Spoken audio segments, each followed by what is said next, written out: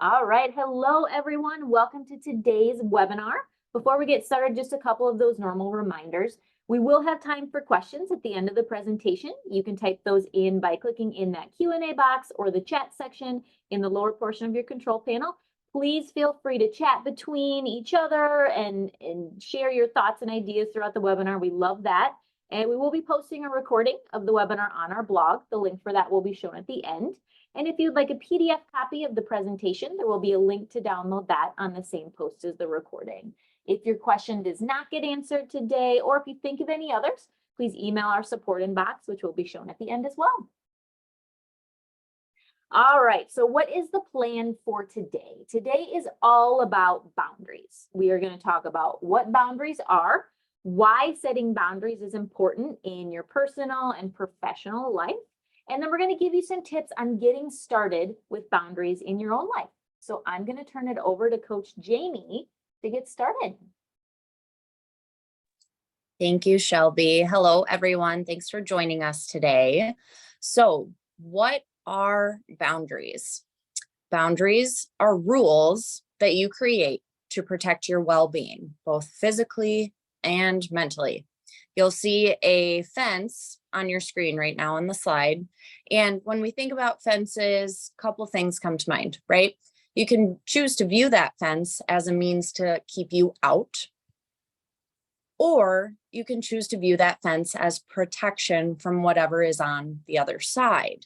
Now, when we create boundaries, the end goal is self-preservation. It's not about controlling others.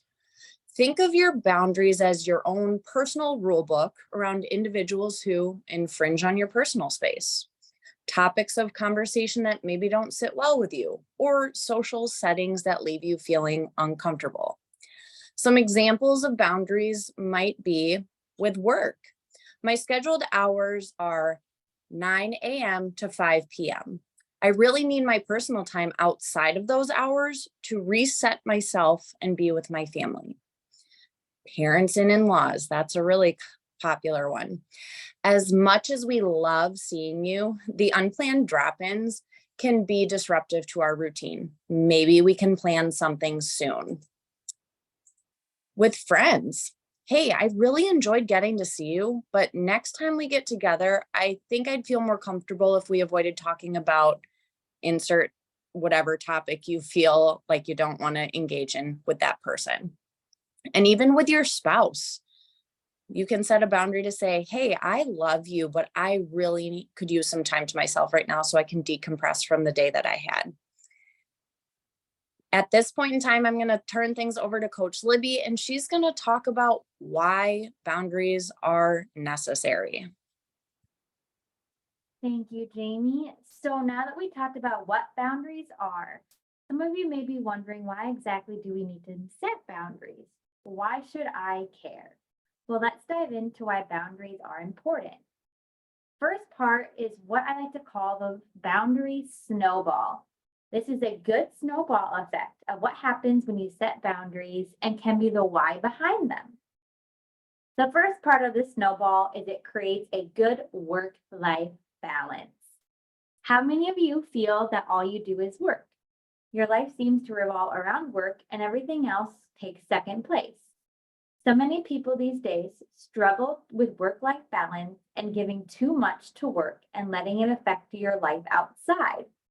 Setting boundaries can help you leave work at work and not give too much of yourself to work. Example, taking a million work phone calls after working hours and taking away time from your kids and family. It can also go the reverse way though, where we let outside stuff affect us at work and our work performance. This could be having friends and family contact us during work hours and disrupt our working life. A way to help this is by turning your phone on Do Not Disturb. What percentage ratio would you give your work-life balance? 40-60, 70-30? This can lead into the second part of the snowball, avoiding burnout. Many of us have probably felt burnout in our life. That intense feeling of being pulled a million directions having run 400 miles on a treadmill, exhausted and mentally fatigued. No matter how hard you try, you cannot seem to focus on anything.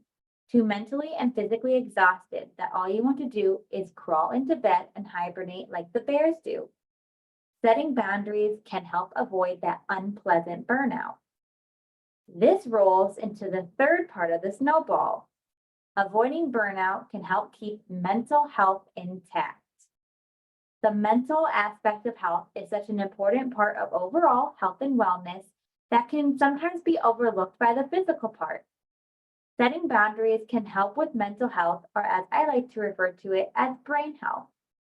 Our brain can only handle so much, and taking on more can overload them and lead to mental fatigue. If you give too much to work, you will come home mentally fatigued to give anything to your children, significant other, or loved ones. If you give too much of yourself in general, doing self-care and taking care of yourself can become too much. Taking a shower or preparing nutrient-dense meals may seem too exhausting. So you just skip them altogether and end up neglecting yourself. Setting boundaries are a great way to not overexert yourself and feel like a tug-of-war toy from a dog, stretched very thin. The fourth and final part of why boundaries are important is self-identity. Setting boundaries is a great way to create self-identity. You are using boundaries to draw lines in the sand and give voice to what your needs and desires are. Creating a self-identity of who you are. Are you a person who loves spending their free time playing golf? Or at home reading a book by yourself? Do you want to pick up that extra shift or go to your sister's for game night? Do you want to date someone who has the habit of leaving dirty clothes around? With setting boundaries, you get to decide. You give yourself a voice.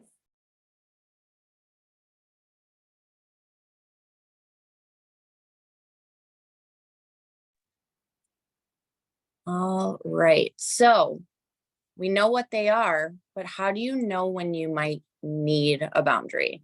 So there are a lot of different areas and aspects of life that can afford boundaries. And so finding out or figuring out how you need one, right? That's a really common question. So when we think about things like anxiety, dread, resentment, avoidance, if any of these words come to mind when you think about a certain individual, topic of conversation, or commitment that you've made, if the answer is yes to that, then chances are you would benefit from setting a boundary. If you find that you're someone who consistently says yes and overlooks or forgoes your own needs to avoid upsetting others or being seen as the difficult one, it is likely that the idea of setting boundaries makes you uncomfortable. I know I personally have said yes to things out of guilt, and then every day leading up to that commitment, I go, oh, I really wish I hadn't said yes to that. That's an opportunity where setting a boundary and saying no is important. If you find that you are nodding along as we're talking about these things, stay tuned.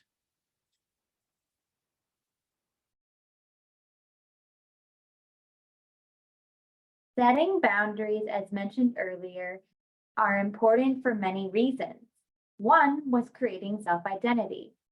Setting boundaries and creating that self-identity can be done by speaking up or advocating for yourself. Now, that sounds great, right? However, that can be easier said than done. An easy place to start is going back to the basics, the I statement.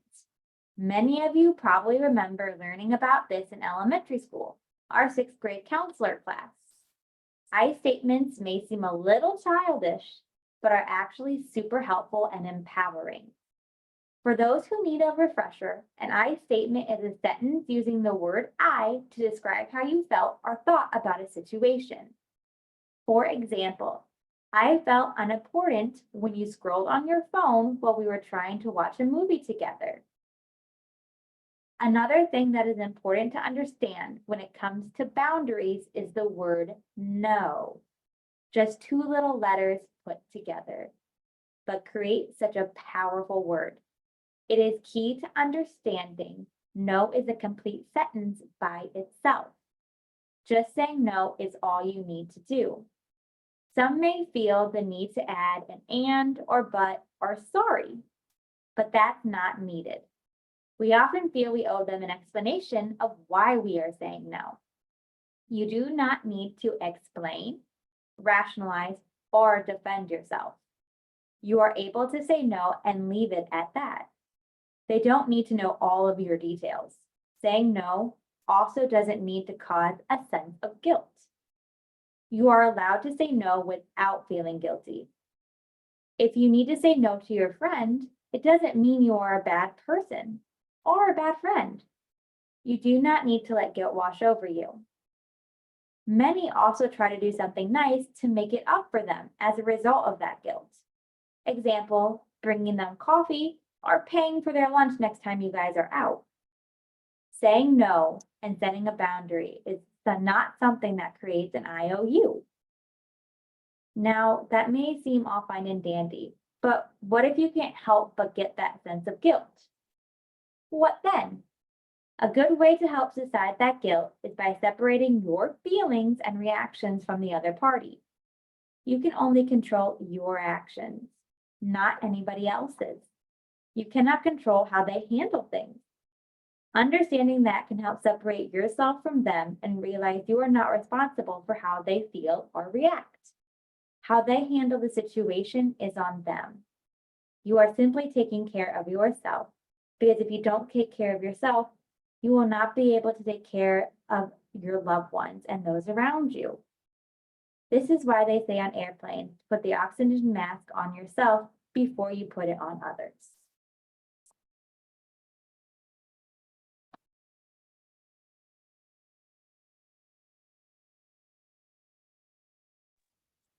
All right. So, and I just wanted to comment because I've seen it come up in the chat a couple times. So this idea of saying no with no explanation. Yes, certain situations are going to warrant an explanation, but I think it's important to recognize when you're over explaining or justifying why you're saying no versus saying, and I think somebody had said it, I just don't have the bandwidth right now. No, I can't because I just don't have the bandwidth. But the idea of saying no as a complete sentence is this idea of I'm saying no, and this is why, and coming up with every possible reason under the sun that the person doesn't need to know, right? If it's a personal reason, you just say no, it's for personal reasons, and you don't have to elaborate on that. Now, there's going to be situations and circumstances where more of an explanation is warranted, or you're maybe comfortable sharing more. And so just with getting started on boundaries, I think it's important to recognize that you can start small. So not all boundaries have to be an in-person conversation. So let's think about self boundaries, right? So great example is social media. Maybe you are someone who recognizes that you spend an awful lot of time scrolling. Feel free to drop in the comments which app you spend the most time on during the day. Is it Instagram, Facebook, TikTok? I personally am a YouTube watcher, and especially now that YouTube shorts are a thing, scrolling might feel like a pretty passive experience, especially if you aren't commenting or engaging in conversation with anybody. However, when you look at the amount of time or energy that you put into that scrolling, right? I think certain phones will send you a nice little screen time update at the end of the week. When you look at the amount of time that you're putting into that, you really aren't getting much in return. This is where a boundary can be helpful. Go ahead and silence notifications for your social media accounts. That way you fully decide to be on and present in that moment. And then you're not just a knee-jerk reaction to, oh, I got a notification, I'm going to jump on, and then you're scrolling for, however long. Go ahead and unfollow accounts or profiles that might leave you feeling upset or angry. And you can also implement time restrictions within your phone settings. This is personally my favorite. I have my phone set to 1 hour for any type of social media on my phone.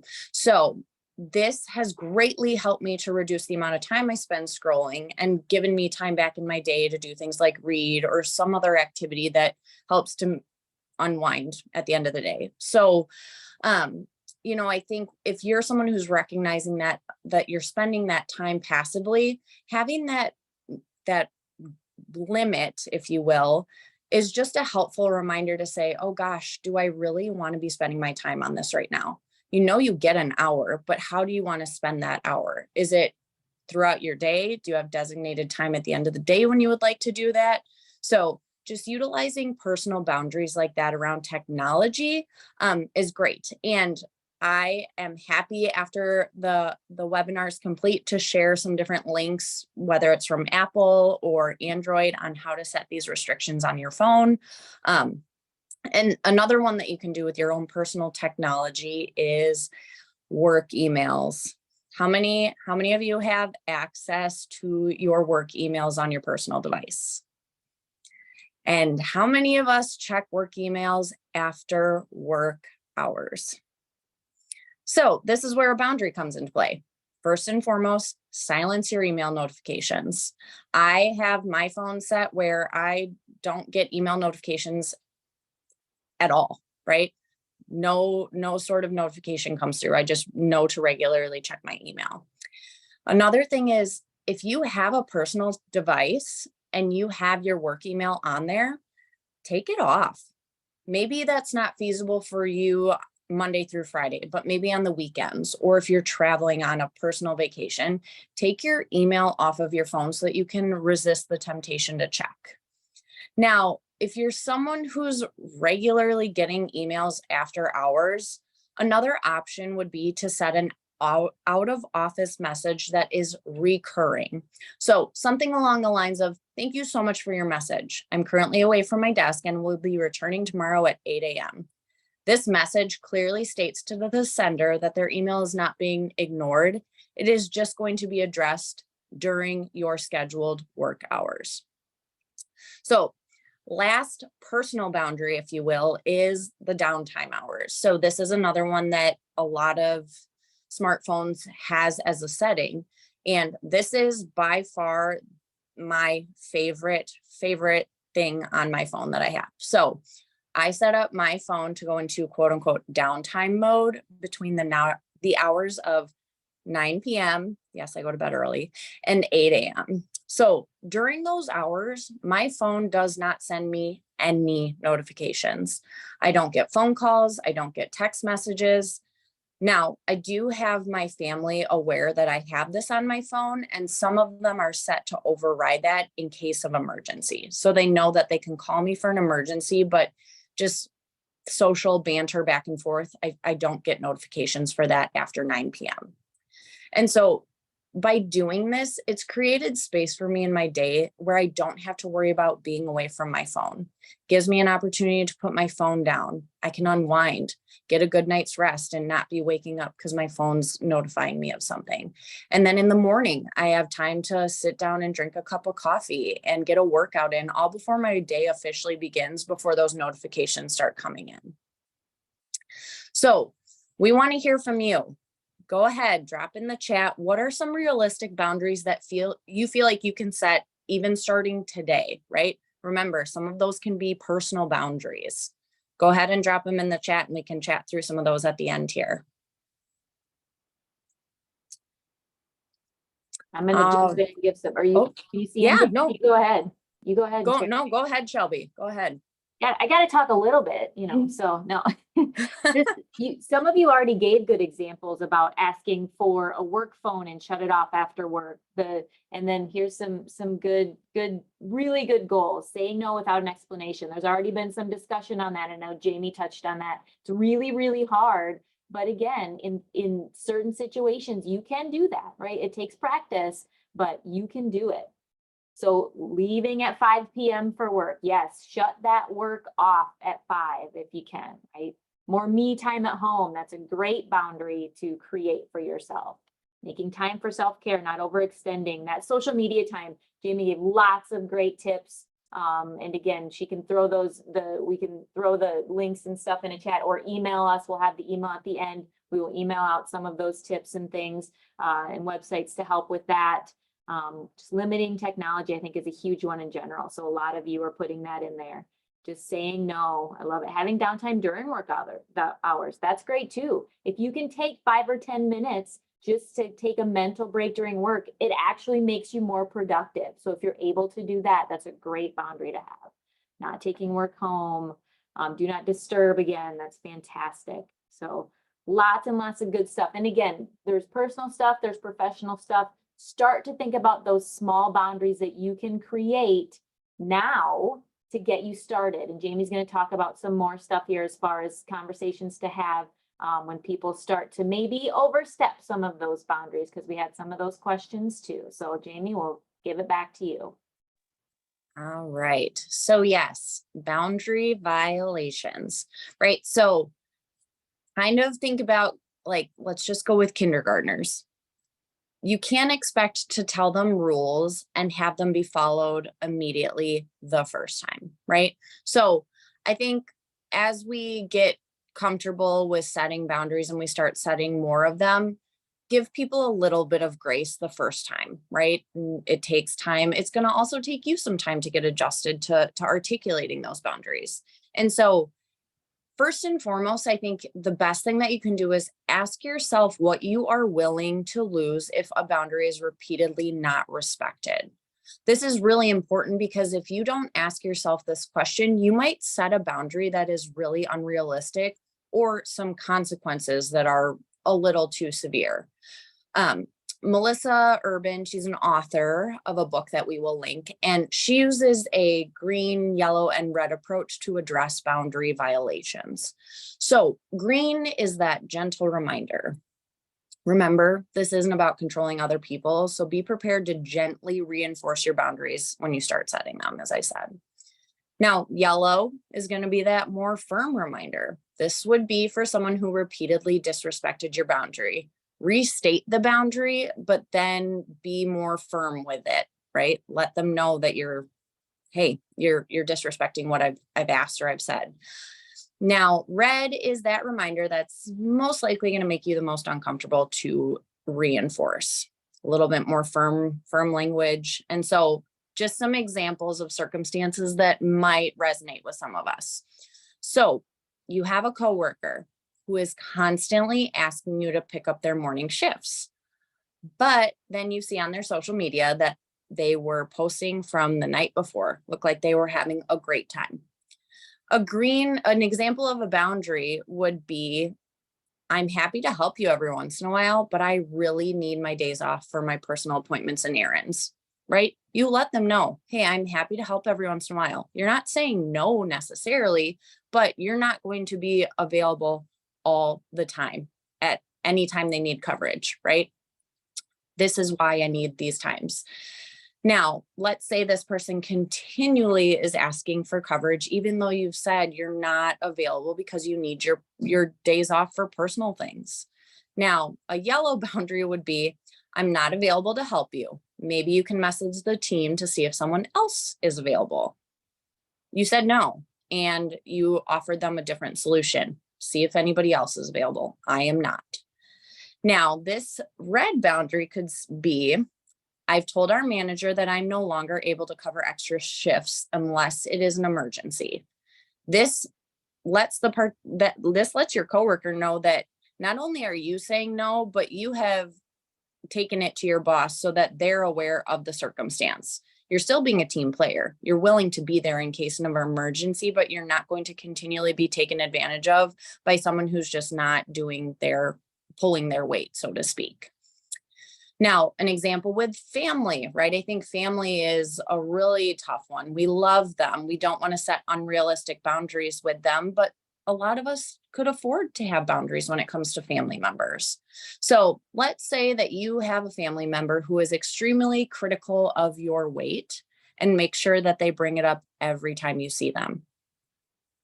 A green boundary would be prior to the visit, I can't wait to see you, but I would really appreciate it if we don't engage in conversation around my weight or dieting. Clearly states what you hope to get out of the visit. You're excited to see them, but this topic in particular is just one you would really prefer they avoid. Now, let's say you get together, and this is after a couple times of reminding them, and they continue to bring it up. So next time they bring it up, you say, oh, remember, this is a topic that I said I wasn't comfortable talking about. Next topic, please. And then the red boundary. I've asked you not to discuss my weight, and it seems you aren't able to respect that, so I can't get together with you. This is one where you get to decide what the I can't get together with you is. Is it today? Do you put a week break in there? What have you? You have to decide where your comfort lies in setting that boundary. And it might warrant some follow-up conversation with that individual to figure out how you can enjoy time together without them bringing up that topic. And remember that there will almost always be a situation where a boundary can be quote unquote bent, right? Like I said before, in times of an emergency, saying yes is absolutely the right thing to do if you can, right? But by no means should you feel obligated to cancel your own appointments or plans to help. I used to work in a job where I would get called on my day off all the time asking for coverage of shifts. And if I was available, I would say yes. But if I had appointments on the schedule for myself, I would say, I'm sorry, I'm unable to help today. I have some personal matters to take care of. Still a team player, but not forgoing my own needs for the sake of others. And so the idea of reaffirming boundaries likely is uncomfortable, right? But remember why you set the boundary in the first place. This is not about being selfish. What do you stand to lose if you do not reaffirm a boundary? Libby mentioned it earlier, burnout. You might experience broken relationships due to resentment or even personal health issues as the result of not making yourself a priority. Maybe not getting enough rest or not making it to appointments that you keep skipping for the sake of covering other people's shifts. And remember, it isn't your job to respect the boundary. It is your job to create it and enforce it. Your boundary is not about controlling the other person. And boundaries do not have to be black and white. So avoid using terms like never and always when creating boundaries. My husband tells me, I don't always do that, or I don't never do that. So these extremes are often not the most accurate when describing a situation, and they can oftentimes lead to hurt or resentment. And so let's just use this example. You have a friend who doesn't have a car, but doesn't want to pay to use Uber and is always calling on you for a ride. The unrealistic boundary here would be, I am never going to give you a ride ever again. The more realistic boundary would be, I'm happy to help out in case of an emergency, but I do not have the ability to be driving you around all the time. Next thing is creating rules of engagement. So think about this as a math equation, and you're talking or you're listening to someone who is not great at math, but think about when conflict occurs or your boundary is disrespected, that you're using those I statements. And so if X occurs, then I will do Y. You're not telling them they can't do X, but if they do X, you're gonna respond by doing Y. And so by doing this, you are taking ownership of the boundary. It's not controlling what that other person is doing, but controlling your response to that situation. And so creating rules around your response is where your power comes into play. You're simply sticking to what you said you would do, and you're not controlling the other person.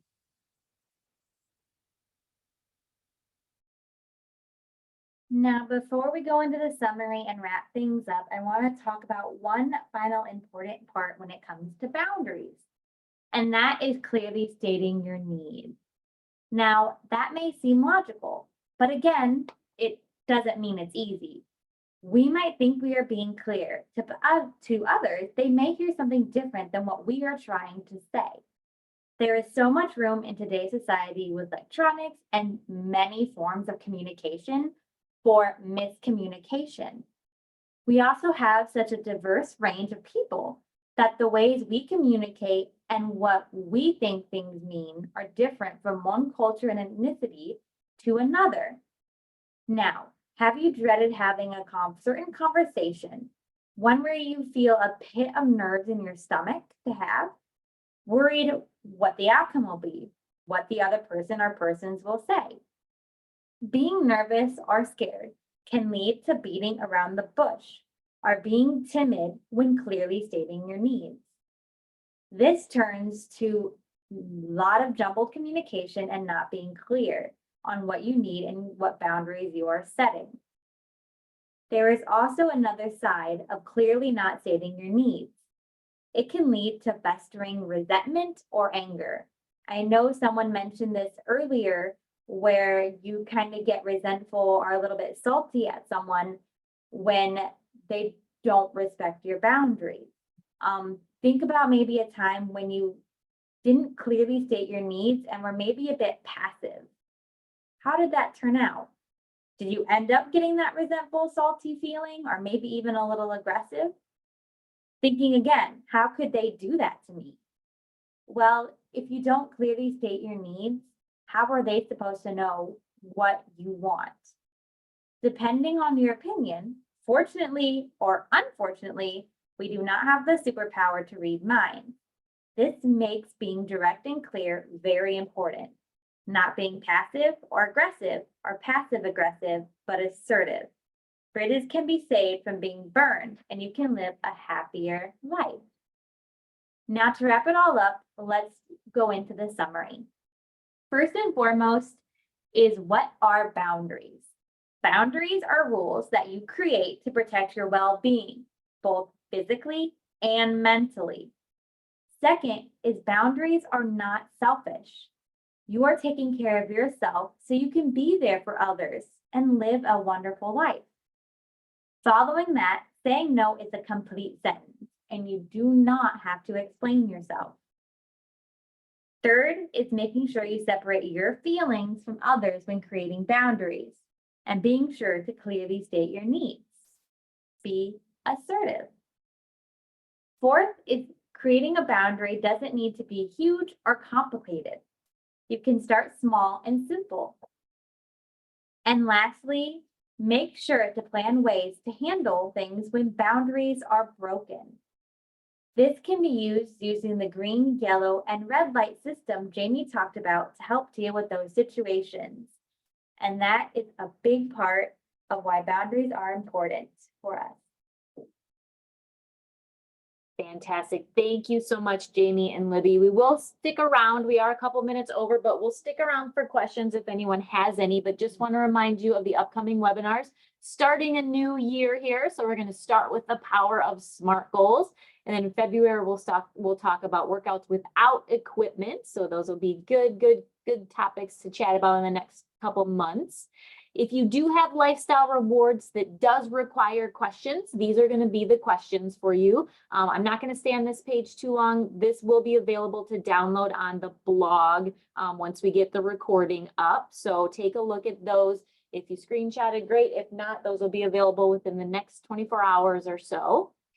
And then here's our contact information, right? We are on social media, which we don't want you to be on too much, but we are on there. And then again, you can watch the past webinars and register for upcoming webinars on our blog. This is where this recording and the slides will be downloaded, so you can rewatch anytime and download those slides for your own personal use.